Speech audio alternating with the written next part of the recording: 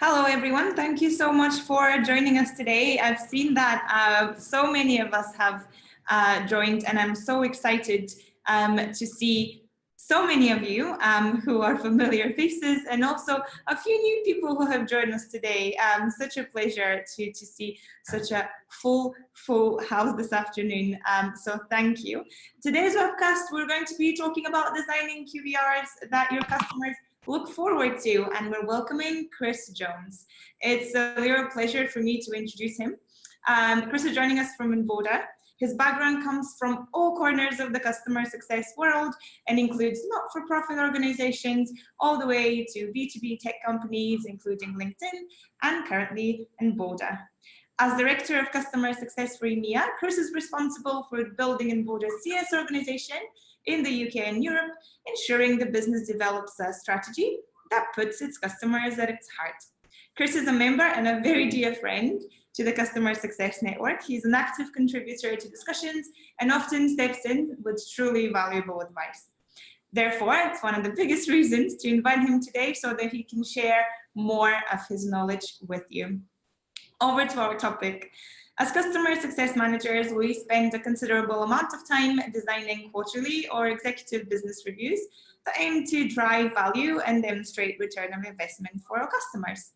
We've become experts in showing the way our products and services have changed the business for the better and prepare to plan the success of accounts for the upcoming months. We know that time spent with our key decision makers is crucial to our partnership. But how do we make sure that these meetings are as important to our customers as they are to us? How do we maintain engagement and buy-in for our key stakeholders so that they don't just attend the QBRs, but they also look forward to them? This is what Chris and I will be talking about today. The webcast is hosted by the Customer Success Network. I'm Morika Georgieva, your host today. I'm a member of the Customer Success Network and a Customer Success Manager at Beamery. The aim of the session, as most of you would already know, is to be as interactive as possible. So please don't hesitate to post your questions in the chat box or use the Q&A function. As always, we're going to be pausing twice during the presentation, once in the middle and another time towards the end. And we're going to give, that will be some time for your questions to be answered. We're broadcasting the webinar live in our workplace community so that you can watch it in future. Over to you, Chris. I'm so excited to have you today. Thanks, Mark. I really appreciate it. And I think for this type of role, I've seen kind of the different iterations of these QBR decks. And I think I've been fortunate enough to be able to see the good, the bad, and the ugly. But I'm also really keen to hear from everyone else today about what they're doing in their businesses and what's working for them. And so I think this is something that I'll run through today. It's not the be all and end all. It's just some guidance that I think I've seen working really well, but I'm also really keen to build on this as we move forward.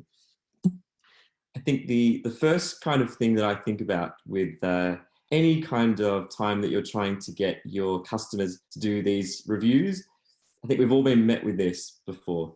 You're trying to, you've been told from Salesforce, it's time for your quarterly review, and you're trying to get them to jump on a call, but they just won't answer that call, or they won't respond to that email.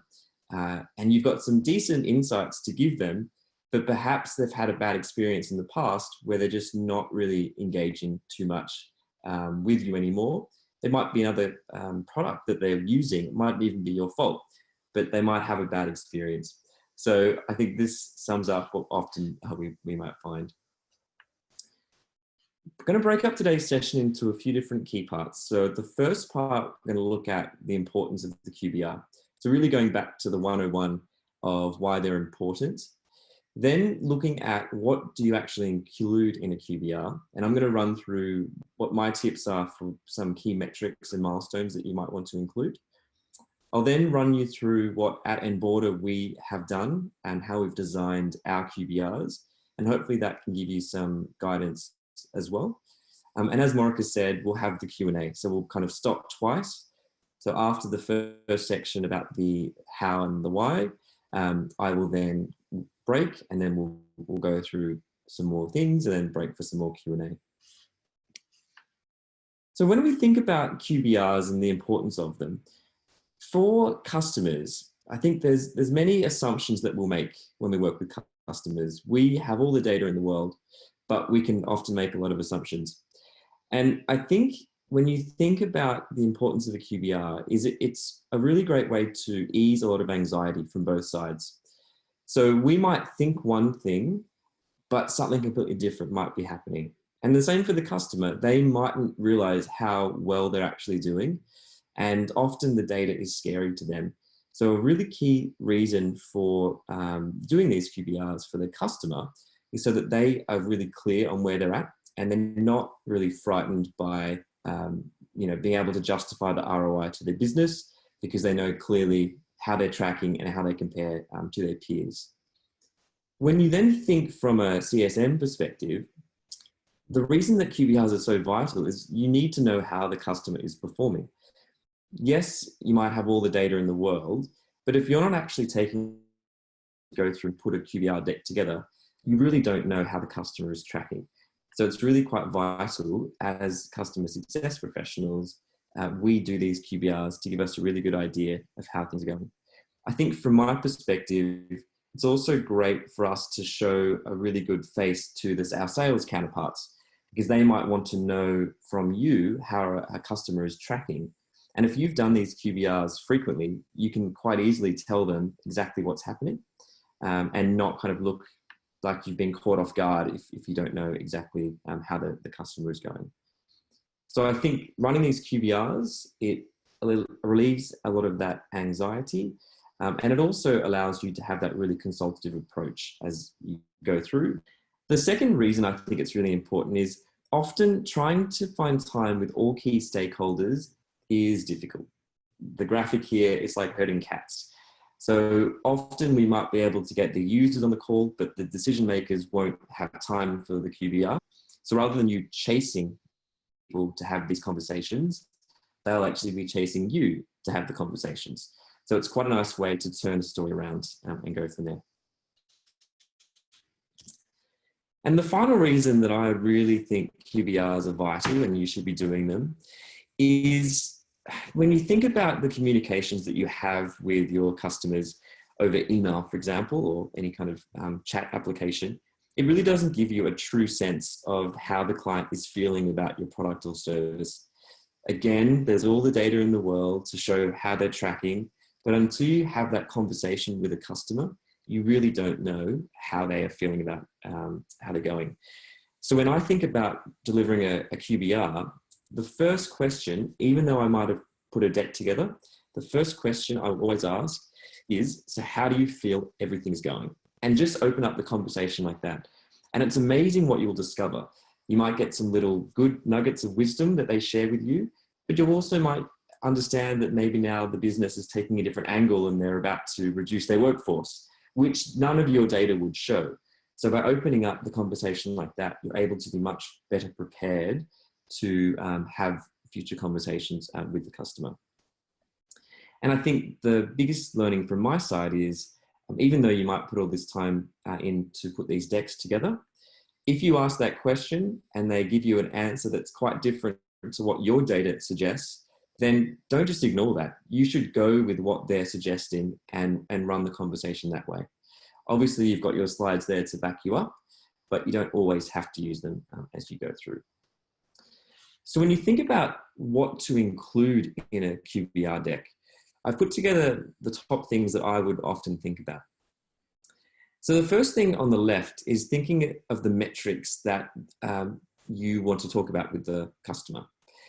And often what you'll find is the customers mightn't know exactly what metrics they want to track. I mean, sometimes you get the amazing customer who will, but often you won't. And so what I like to do and understand what are the key things that customers are normally looking at and have those as recommendations for things to potentially track. So in my world, it's often things, how many hires are we having that aren't now leaving the business after 3 months? And these are things that we're able to template as we go through. So think about those key metrics, and that's kind of your first step. Then you think about other key areas of success that they might want to look at.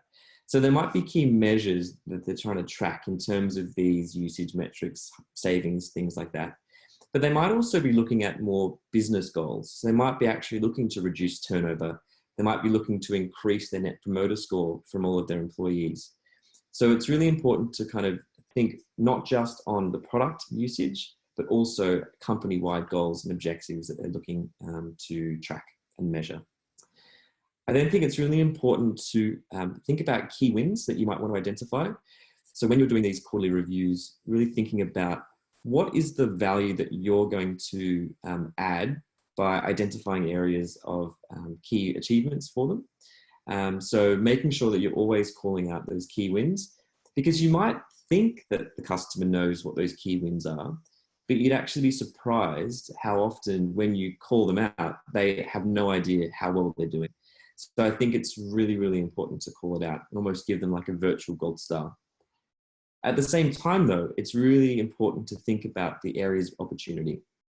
You never want to be called out by just talking about the good things, because the way that people are, human nature, they'll always look at the other side and say, okay, why are you being so positive? What else is there that you're not telling me? We can't be doing that well. So I think it's really important to always think about the areas of opportunity as well, whether it's things like feature things they're not using, or if it's actually a low engagement score, call it out, because it's something that you as a consultative CSN should be working with them on. So thinking towards the last parts of the QBR, so it's thinking about the solid recommendations and takeaways. So one of the biggest things that I've learned over my time is it's important to end the QBR with solid takeaways. Things that can be acted upon quickly, but also things that might be something that they have to incorporate longer term. Make it really tangible and really tactical, because if they can see value from what you're recommending, then they'll be likely to want more QBRs in the future. Then the final part I like to look at is the actual product side of things. So again, we often assume that marketing might be sending out updates about new releases, and we might also be talking about these things through social other means. But you will always find that customers probably don't read a lot of those emails, and they mightn't be aware of a lot of the product releases.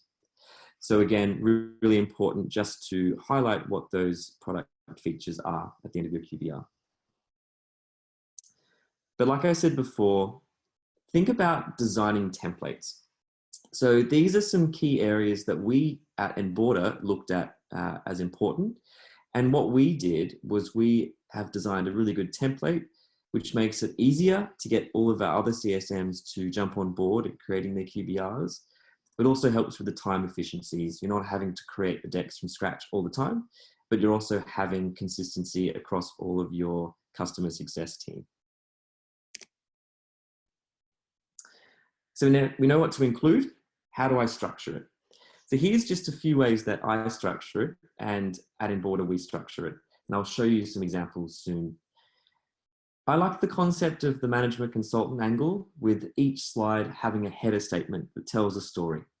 And the best way that I like to explain this is, if you were to remove any graphs or anything below and just had the header, and the person was to read that, could they know what story you were telling?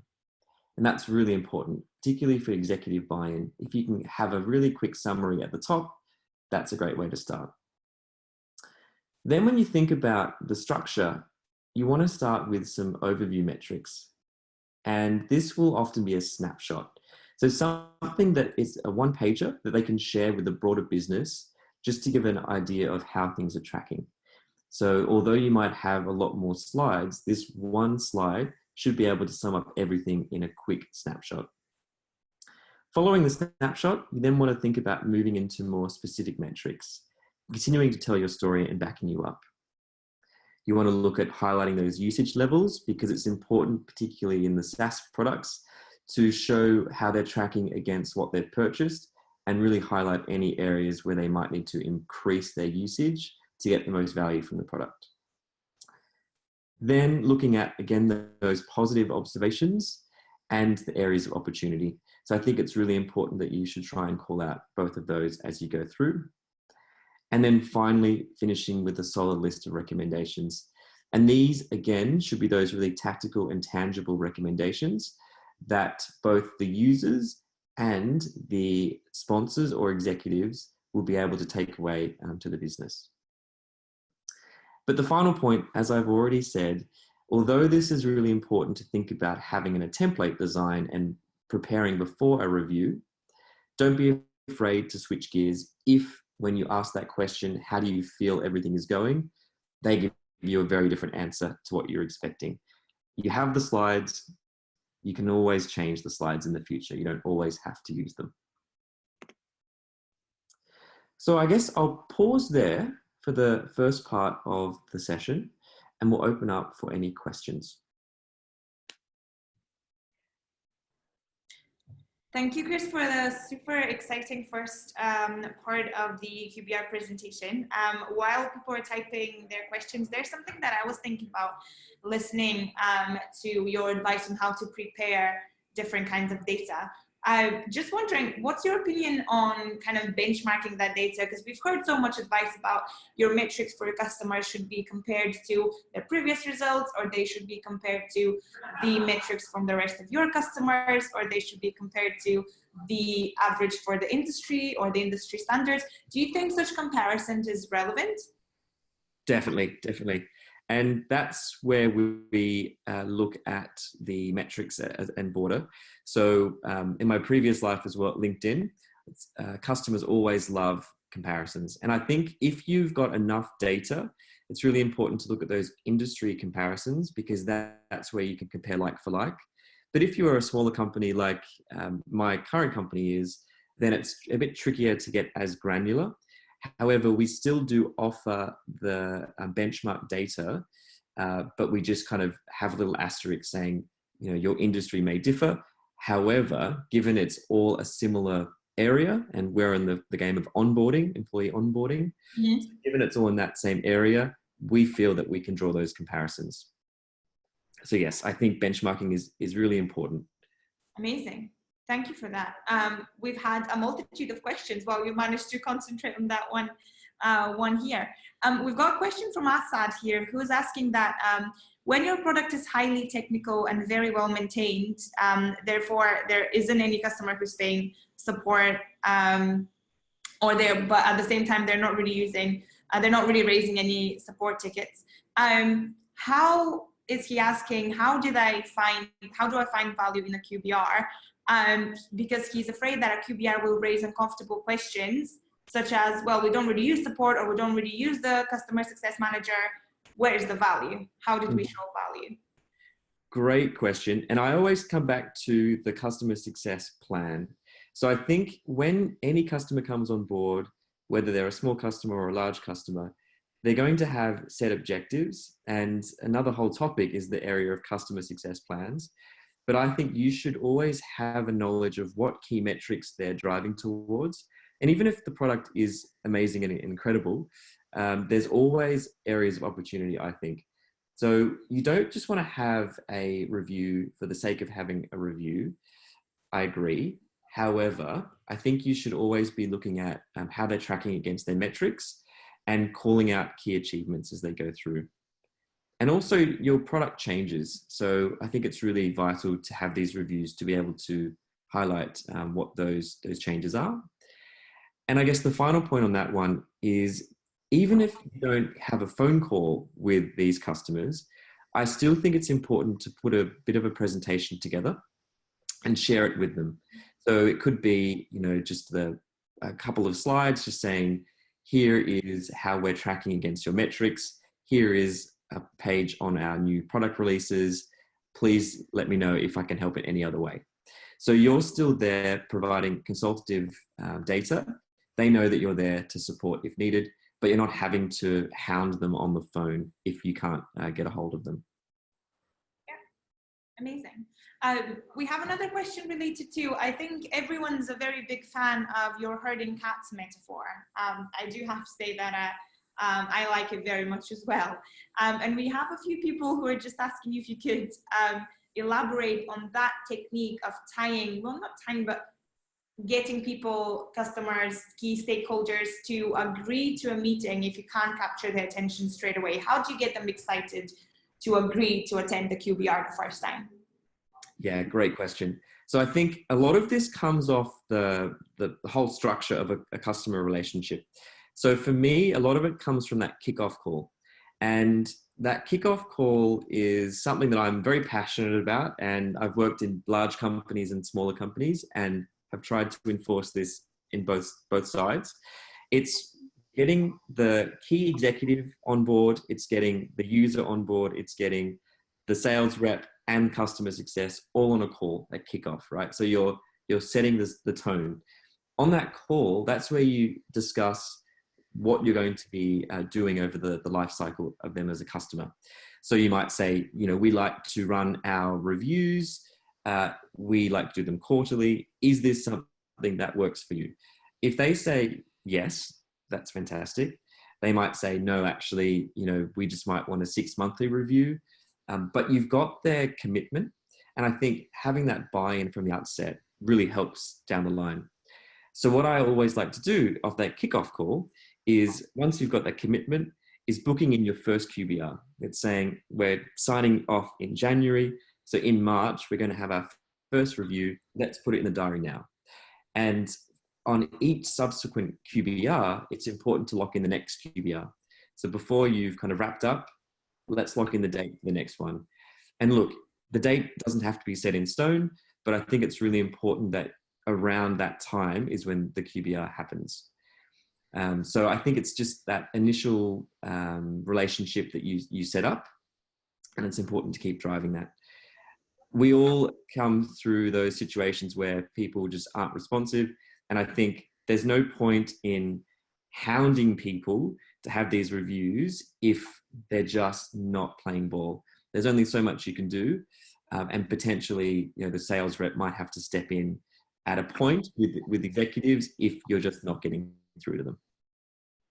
Yeah, absolutely. And I think that's some great advice in terms of how you structure a relationship from the get-go. But Carolyn here is taking on, would you use a similar strategy if you're someone who's taken over an account halfway through or further down the line?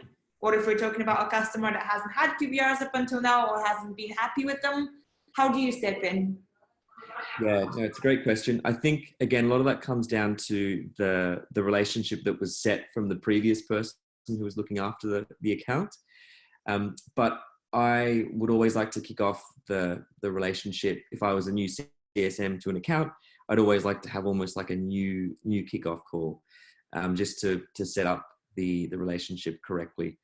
Not always possible, but the more that you can show that you're there as a consultative professional, the more likely they are to kind of give you the time. So I think, when you have those account handovers, I think it's really important to get in there quickly and show your value.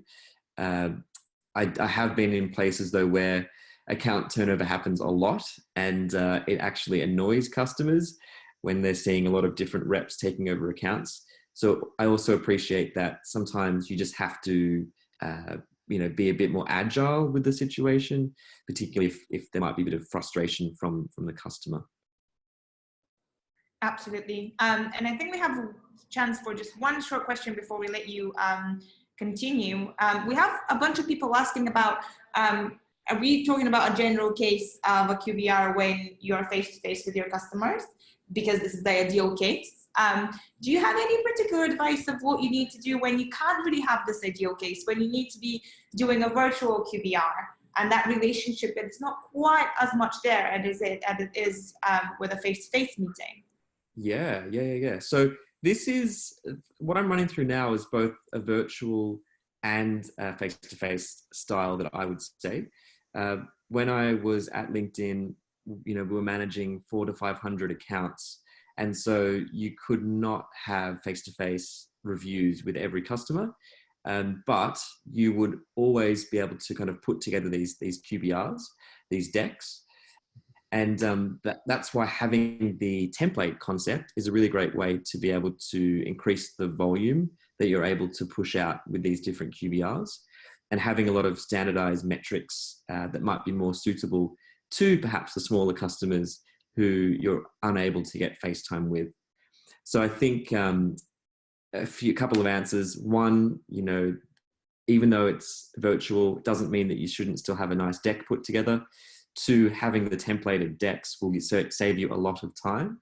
And, it's all around the value that you're bringing. So even if you can't have that, let's say, even a virtual session, like I said earlier, I think you should still put together the content and send it through to all key stakeholders so that they've got insight into what you've put together. Perfect, thank you. Your advice is so valuable and questions keep flowing, but let us continue with the second part of your presentation, and I promise we are going to have time towards the end to address the rest of the questions that have been raised. Over to you, Chris. Excellent. Well, Marika, could you just put a bit of a poll up? I'm just keen to see how many people actually do templates for their QBRs. The poll is just launched, so everybody just take your time to answer in your time when you want. Great. So should we come back to this at the end? Sure. Excellent. Okay, so while everyone's answering that, I'll kind of kick on to how we do our reviews at Enboarder. So what I'm going to run through now is a template that we've designed based off the theory that I just ran through earlier. So I'll run through a bit about the why and the how, and hopefully it gives you some ideas of how you might be able to structure your QBRs. So an example of how we might often kick off a QBR is with a little bit of an executive slide. So like I said before, you want to try and create these little snapshots that are able to be used and spread along the business that give a very clear indication of how things are tracking if people have very limited time, which they generally do. So in this example here, like I spoke about earlier around the headline, so if I was to remove the little graphs below, reading the text, I can see exactly what the story is. But this is a nice, clean, clear way that we feel that you can actually tell a bit of a story. So this is, again, kind of the business objectives. So in this case, a client is trying to reduce that attrition of their new joiners. They're trying to reduce the HR admin tasks, and they're trying to get cost savings.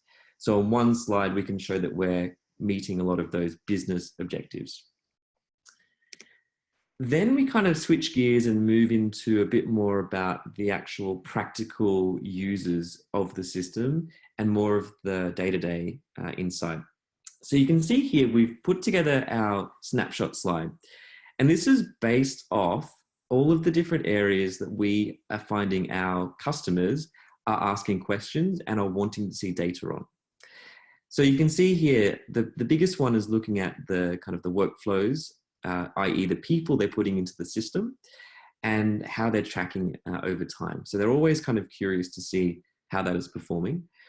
But they're also really keen to see this Net Promoter Score concept because they, similar to what Marika was saying before around benchmarks, they use the NPS score as a good benchmark in the industry, in the HR space.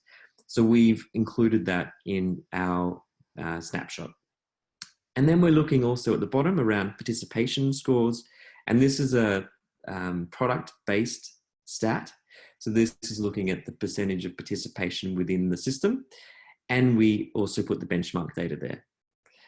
So you can see on one slide, we're able to sum up a lot of the important factors that we find clients are interested in. And because this is a template, this is just an example of what might be included.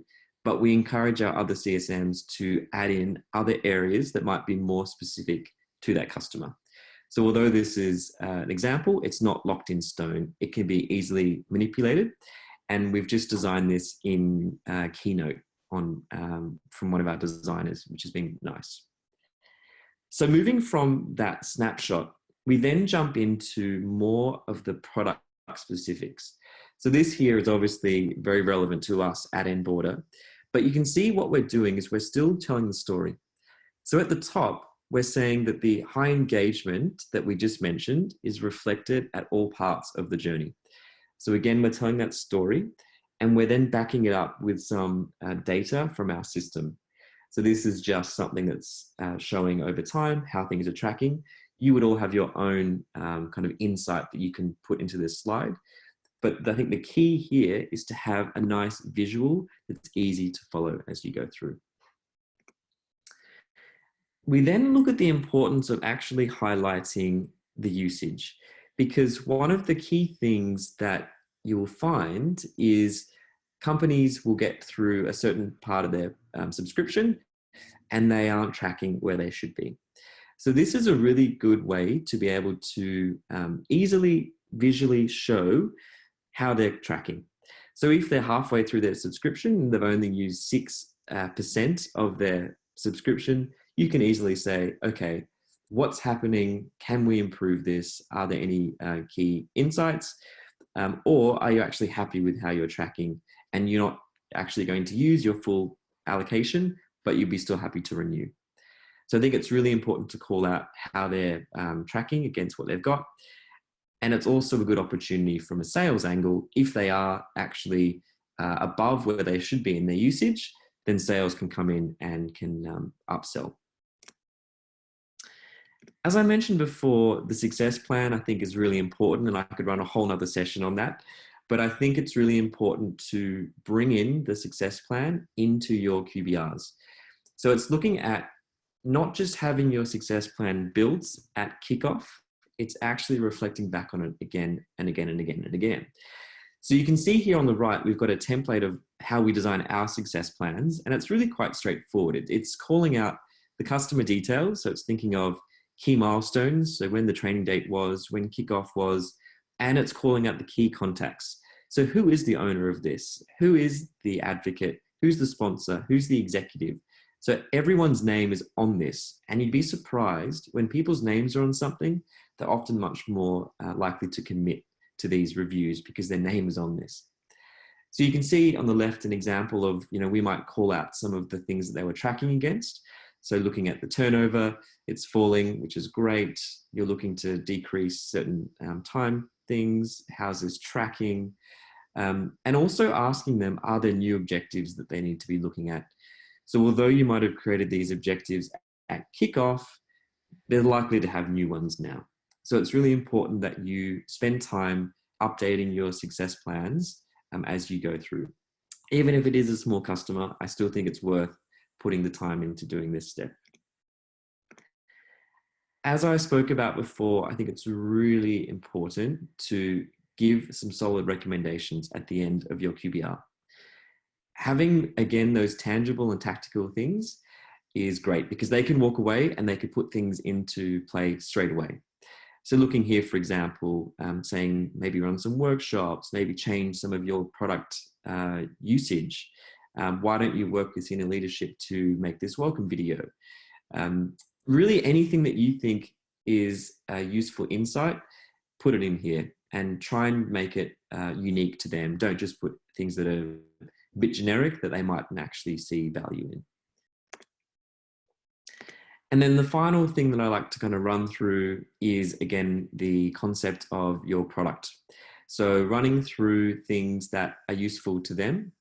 Again, don't feel like you have to list every product feature because you probably find that a lot of them aren't relevant. But you might know the customer and you might know that there are certain things coming out that would be useful to them. And that might also pique their interest. So see, for example, here we've got a new product coming out called Learn. And we might have spoken to certain customers. So we included here to show what is coming. And this is a nice little conversation starter, particularly if you're thinking from that sales angle of upsell opportunity. If they do kind of say, oh, that sounds like a great new feature. Can you give me some more information? You could pass that on as a lead to your sales team. So I think it's really crucial. Like I said, marketing might be sending this out in emails, but it's nothing like getting people excited about new things in the product. And I know that not every product is that exciting, but I'm sure you could always find the people who are working on the project probably get excited by little things, even if it is like a payroll system or an expense system. there's probably always something they get excited by. So that's the template concept that we have put together. And what we say to our CSMs is include these at a minimum, but feel free to add in new things as you would like for your customer. But we're finding this is saving so much time in building these QBRs because the imagery's there, it looks nice, a lot of the fundamentals are there, and they can just add on that rather than having to start from scratch, especially for those new CSMs in the team. So Morika, keen to know what kind of percentage of our attendees have their templates? So we have 65% who do have a QBR template and 35 who do not. There you go. Okay. So hopefully after today, that 35% will go away and build a template. And you'll just be amazed at how much time that will save you as you're going through. So just to sum it up, I think it's really important that you make QBRs part of the process rather than the exception. Now, I've come from the whole world of kind of rolling my eyes at QBRs to now seeing a lot of value in QBRs. So I think it's really important. Templates, it makes your life a lot easier. Also, though, think about reviewing those key measures. What is really important to each customer? And then build those into a bit of a, I don't know, like a template, I guess it is, so that you have a bit of an idea of the range of things that might be useful. And then you can pick those out as you choose. As I mentioned, try and have those live reviews if you can, either virtually or face-to-face.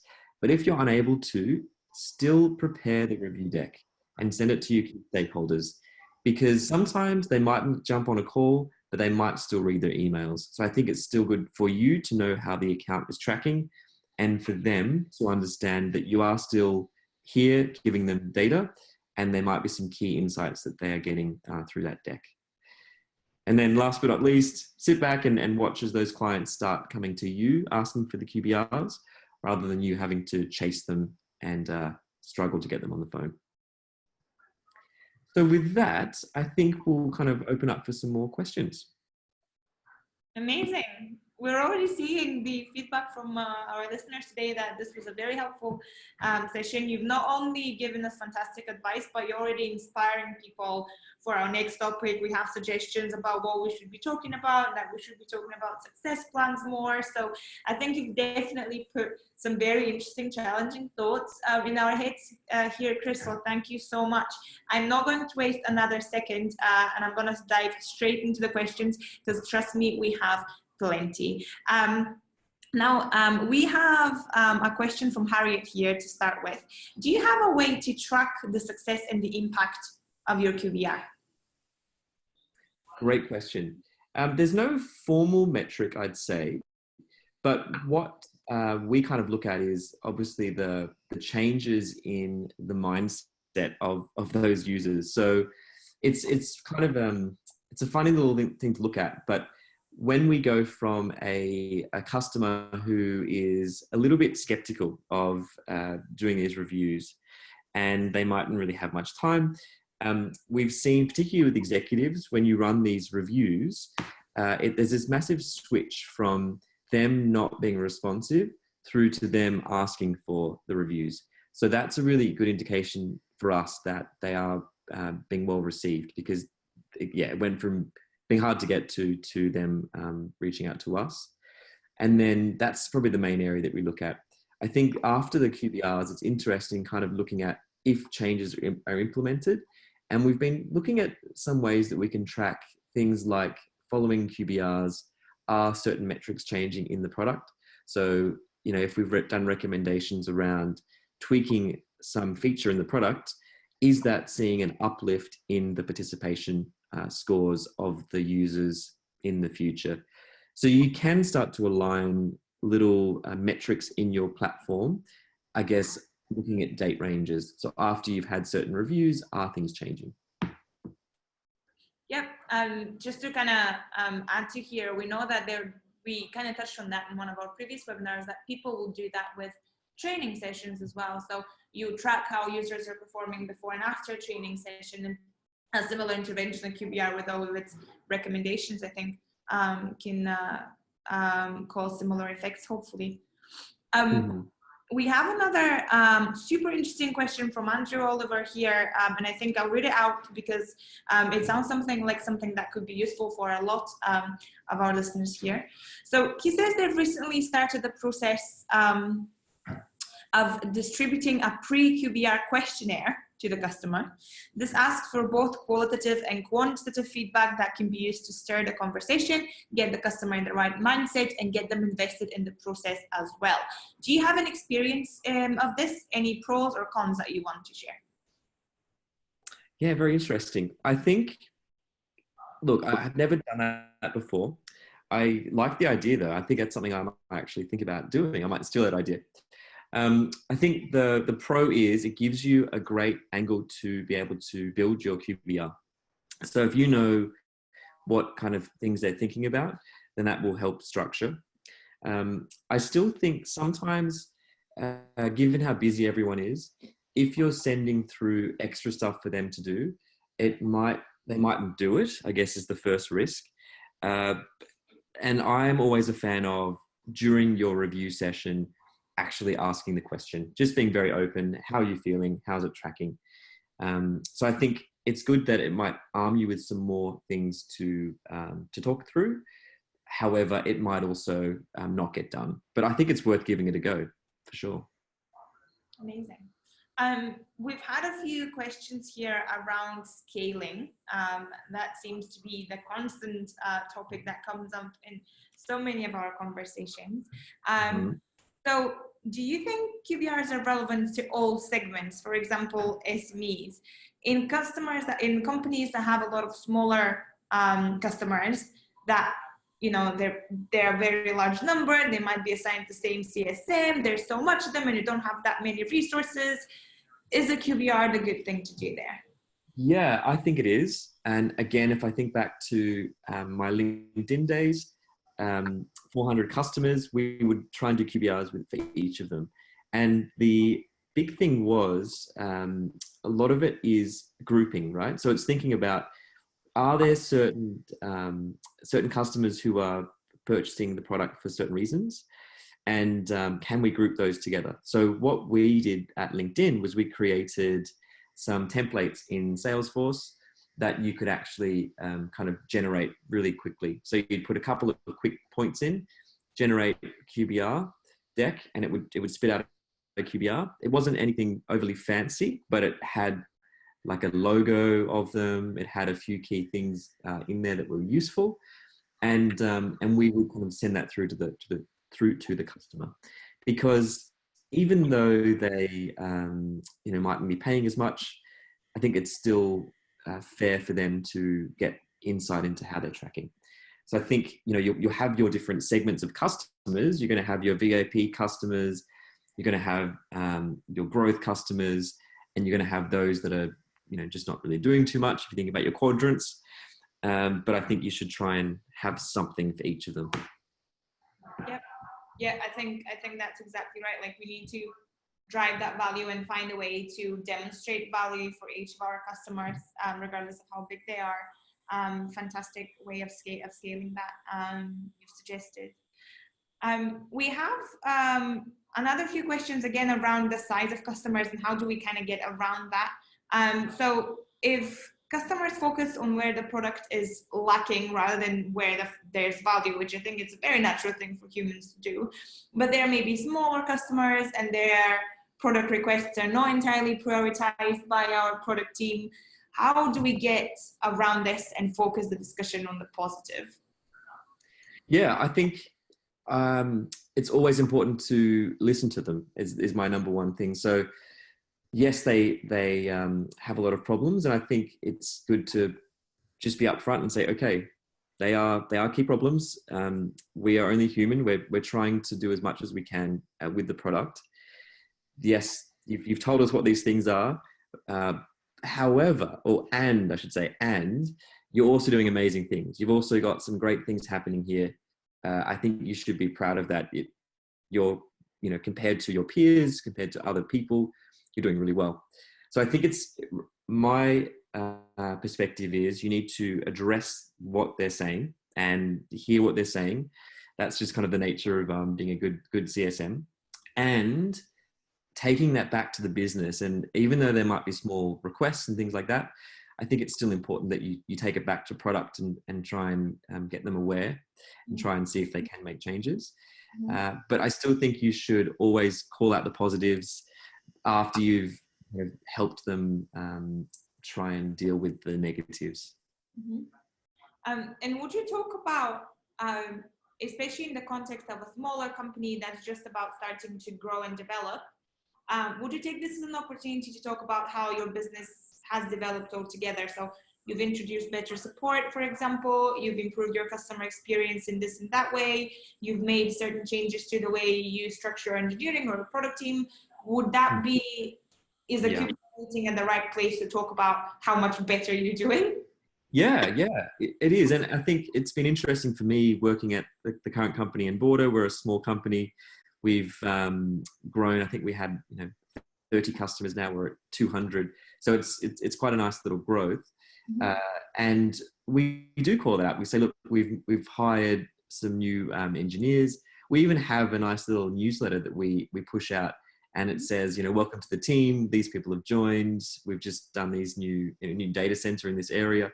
So I think, especially for small companies, a lot of those customers want to actually grow with you. And if you can actually bring them in to be part of the journey, often from experience, they like that.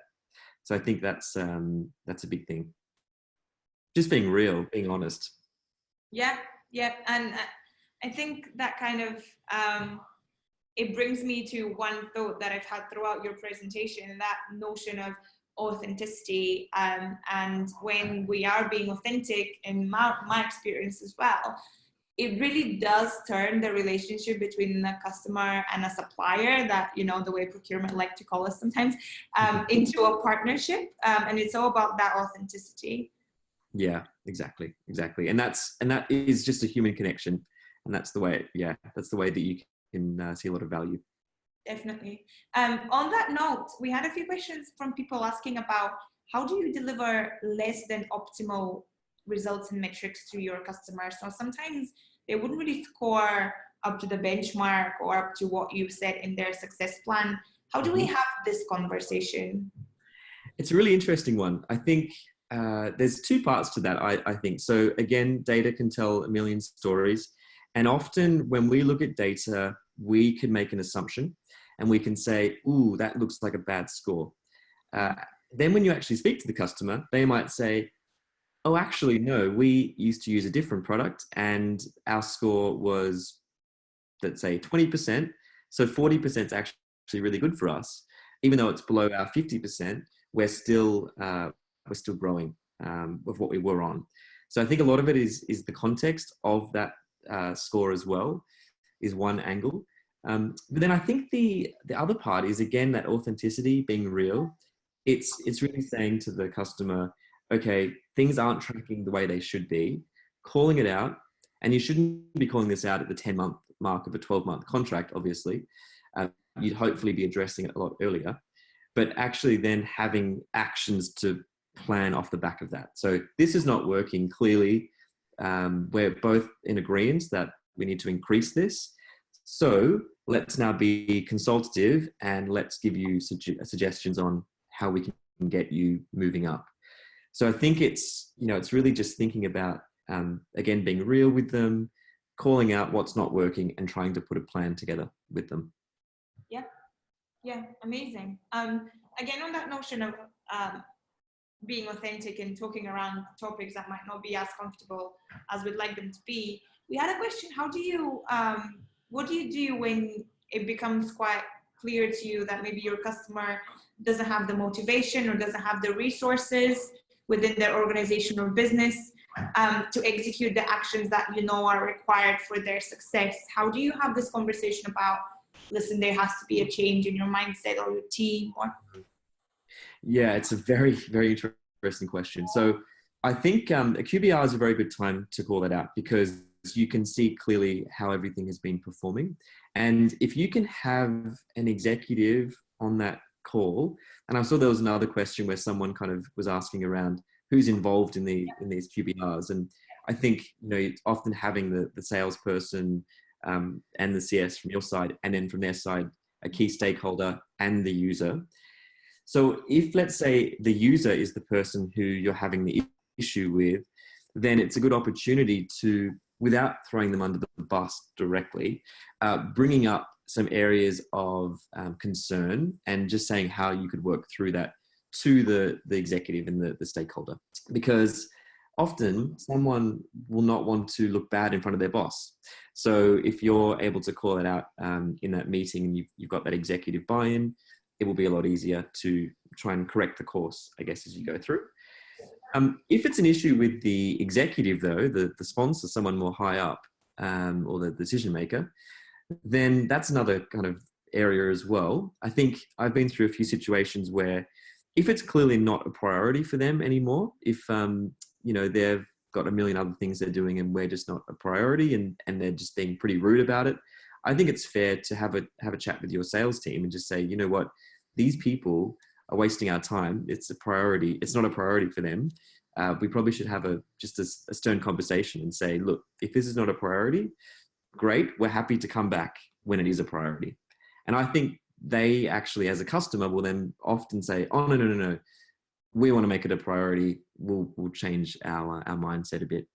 So it's just having that kind of tough conversation, but at the same time, you need to make sure that they're respecting you. Absolutely. It's such an interesting place to be, where you need to almost consult on what should be or should not be a priority for your customers, and kind of drive them as a little business therapist to the correct outcome there. In the last 5 minutes, I would really like to come back to that question of metrics and what we need to measure and how we need to present it. Very interesting question from Enrique here. If you're presenting a QBR during the quarter when the client is supposed to renew, would you include any elements more specifically? What would you focus on the most, and what would you add to your QBR? Yeah, great question. I would focus on the future. So it's always around what the next year is going to bring. So it's looking at, okay, these are the success metrics that we've been tracking. How are we going to continue increasing these in the next year's contract? So I think it's all around that really positive talking around the relationship is going to continue, and making sure that you've got a plan for how you would go there. So I think that's one area that I would include. The rest, though, is very much the same, I would say. It's whatever other templates you've kind of been using, but just with the tone being more around looking forward to the future. I think from my perspective, the sales team should be having the renewals conversation, at the 9-month mark, 9 or 10th month mark. And that's ideally when they'll have those conversations. So that QBR in that quarter, you should ideally know that the relationship will be continuing anyway. Absolutely. And what about the case when a customer has been with us for a very long time, and they're probably so good on the product and they're so used to those QBRs that they can probably measure them themselves, and they already have this data? Is that valuable? Is that the same? Would you still include the same kind of things? No, probably change it a little bit there. So I think about some of our customers that we've had from day one. They've grown with the business. They know it probably better than I do. And I think for them, it's around calling out key wins. And I think it's looking at trends. So it's saying, okay, year 1 and year 2, you were looking to achieve these certain things. Let's look at how we're now tracking against that. So that's kind of looking at the trends angle. But I would also challenge the customers who've been with you for a while to start doing some more innovative things. So I will often, challenge those people to say, look, you've been doing these great things for this amount of time. You're an expert. You could basically take my job if you wanted. So why don't you think about creating some more efficiencies in your business, or getting different executives brought in? So it's almost like setting them little challenges to be able to better themselves, because I think there's always room for improvement. Definitely. And I'm going to close because we only have 2 minutes left, and I know that we are really going to be excited to continue that conversation in our workplace community. the question that always seems to come up, I'd love to hear your view on that. One of our listeners has asked, what if you can't measure product usage? What if you can't see what your users are doing? What are things that you have access to and that you would include? So that's often a challenge for us thinking about the product usage. So it's, I think, looking at things maybe, so for example, for us, we have surveys within the system that the admins will set up for the actual end users who are the employees or the managers. And so we've decided to incorporate that as some key metrics to look at what the scores are from the managers and from the employees, and then comparing that with other companies as well. So how was your first week? How was your first month? How would you rate us as a place to work? So it's kind of taking things that aren't particularly product focused potentially, and making them more about within the experience. And obviously it differs for each product, but are certain things, what are certain scores, what are certain benchmarks that you're seeing that might just be a little bit different. So yeah, I think if you as a company don't have the product usage things, I would really encourage you to try and push for those, because if you have those, it's so much better to be able to track things through. And there's so many kind of CS tools now that enable that. So I think there are ways you can do it without the key metrics, but I would try and push your business to get them if they can. Amazing. Thank you for this. I'm seeing we have hit the 4 PM kind of benchmark of our allocated time. But what I'm really happy that I'm seeing is I'm looking at the chat box and I can see already 6 people I counted who have said that they've put on their agenda for tomorrow to sit down and create a QBR. Oh, good. So you've definitely inspired some action. I couldn't thank you enough. Sorry for the content that you've delivered to us today and for all the questions that you've answered. We are going to be sharing Chris's presentation on our workplace community so that the conversation can continue there. As I said at the start, Chris is a very active member of the Customer Success Network and a very dear friend of ours. So I'm sure that the discussion will continue there. I'm going to leave you with that. Once again, Chris, it has been a pleasure. Do not be surprised if we call you again in a couple of months. And ask you to speak about something else that our listeners would like to hear about. Thank you to everybody who joined us. Thank you for everybody who stayed that whole time and contributed with your questions. As always, it has been a real pleasure. We are going to be back in May, so not too far off from today. Look out on the workplace community about the next topic that's coming up. You're going to see the link. As always, don't forget to sign up and have a fantastic week and a following back holiday weekend to everybody. Have a good Thanks, everyone.